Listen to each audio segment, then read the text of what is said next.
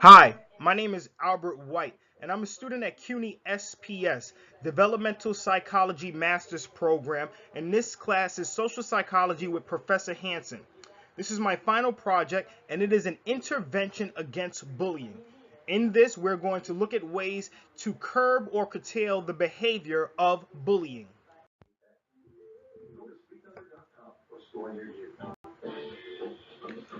Bullying consists of aggressive repetitive behavior that seeks to maintain an imbalance of power.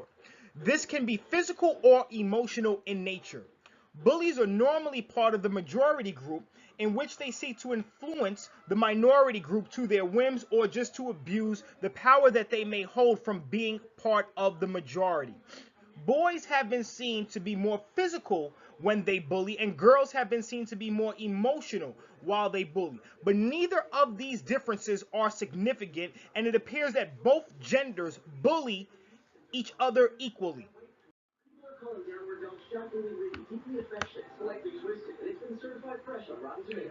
Again, we haven't seen anybody who is least likely or less likely to engage in bullying behavior. It just seems that minority and minority groups themselves are less likely to engage in it as opposed to majority and majority groups. But we have seen that there is some sort of connection or correlation with evolutionary forces and bullying. It is known that bullies seem to have higher reproductive success and also higher likelihood to find a mate. This may be due to just the simple fact of survival of the fittest, where bullies may be more appealing due to their bigger and stronger physical stature as opposed to their targets.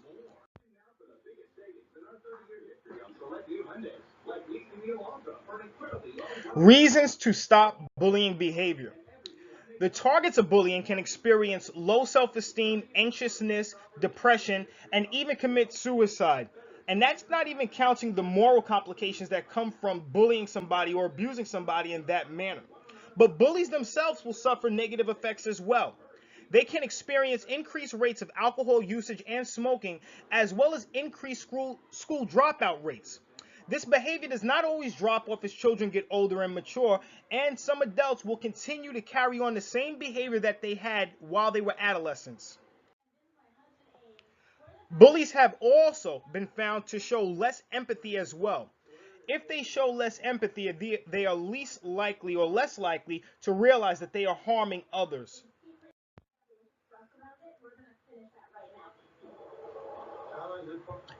The intervention. The intervention itself will be a two-pronged approach with intent to affect a third variable. Perception and attitude will make up our two prongs, and we will hope to change the norm surrounding bullying by addressing the previous two. The two components that will drive the intervention itself will be videos and team-oriented academic challenges that will seek to change the environment within the school itself.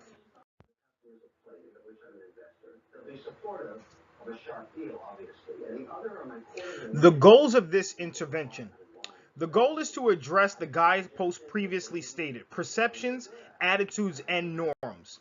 Perceptions of how this behavior is perceived, whether it's positive or negative, and also whether positive or negative attitudes are formed about this behavior. We also seek to change the norms surrounding bullying behavior and to identify the behavior as maladaptive when it is present.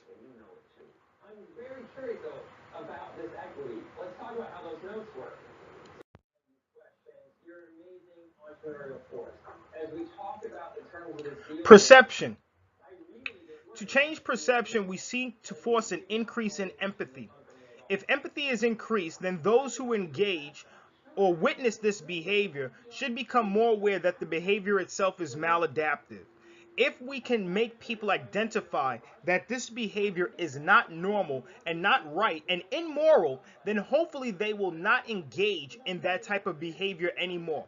The same thing will go with bystanders. If bystanders themselves are more aware that this type of behavior, bullying, whether physical or emotional, is maladaptive, then hopefully we will see a decrease in the perception that this behavior is normal or okay.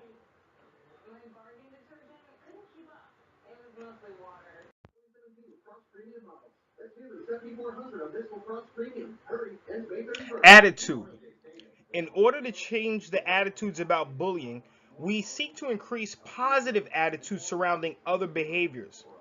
In this particular intervention, we seek to increase positive attitudes towards academic awareness and academic performance, as we have seen that those who perform well academically are more likely to be the targets of bullying than those who do not perform as well. So the goal of the attitude aspect of the intervention is to increase academic awareness and performance, and then we should see a decrease in bullying behavior as well.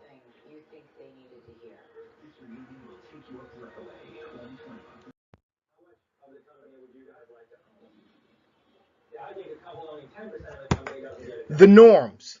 If perceptions and attitudes around bullying can be changed, then the norms surrounding and concerning bullying behavior should follow suit.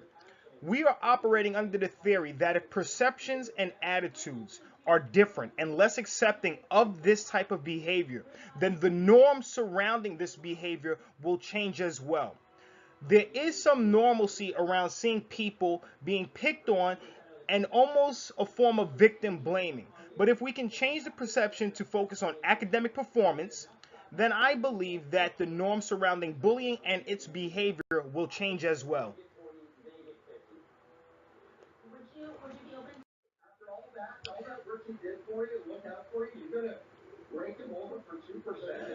The video aspect of our intervention will address perception. They will consist of emotional and physical confrontations between bullies and their targets.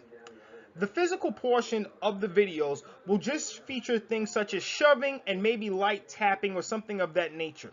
The emotional will feature derogatory comments and words aimed at eliciting an emotional reaction. The participants, after watching the video, will then be tasked with writing as to why the behavior they are witnessing is not normal, and also why this behavior is maladaptive and maybe should change as well.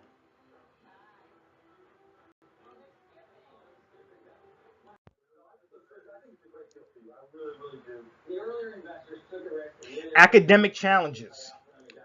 The academic challenges of this intervention will seek to address the attitudes about bullying and academic performance.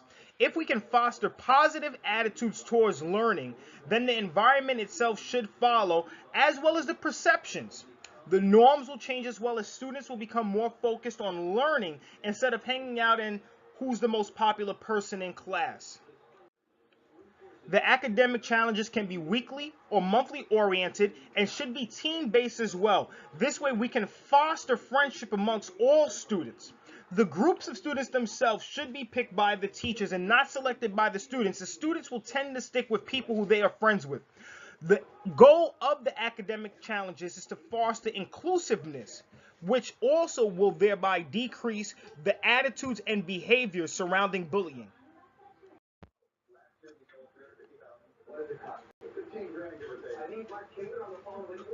In conclusion, we simply believe that if a school was to implement this type of program, then bullying behavior at that particular school should and will decrease. We are addressing the perceptions, the attitudes, and the norms surrounding bullying while also addressing and trying to increase positive attitudes surrounding academic performance. If we can accomplish both of those tasks, then I believe that a decrease in bullying behavior should occur.